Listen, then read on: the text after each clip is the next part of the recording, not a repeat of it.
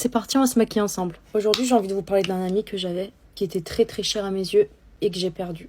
J'ai réussi à faire mon deuil, mais il m'a fallu du temps. Je l'ai rencontré en BTS et c'était vraiment un garçon qui était tout le temps tout seul, dans son coin, il parlait à personne et ça m'intriguait en fait. On avait un groupe de classe et du coup je me suis dit je vais ajouter ce garçon parce que j'ai envie de l'apprendre à le connaître.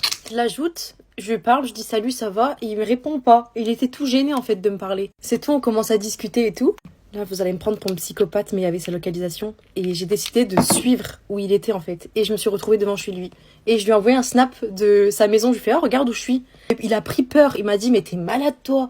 Dégage et tout. Je lui ai fait, mais arrête, rigole un peu. Sors de chez toi, j'ai envie de te parler en vrai.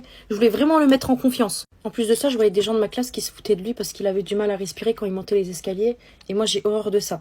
Moi, quand une personne est discriminée, je veux grave la protéger, la soutenir en fait, ça fait partie de mon caractère. J'ai réussi à prendre sa confiance et du coup on s'est rapprochés, on faisait des sorties ensemble, on allait au Luxembourg, on allait en Belgique.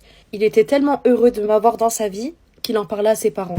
Il commandait souvent au restaurant et il me disait j'ai envie de manger pour te voir. Bref, le Covid est arrivé, on s'est isolé et on voyait plus personne. Et il a fait une rechute, il était malade. Et un mois après le Covid, on a rouvert le restaurant, il m'a dit ça tombe bien, je vais commander, j'ai envie de te voir.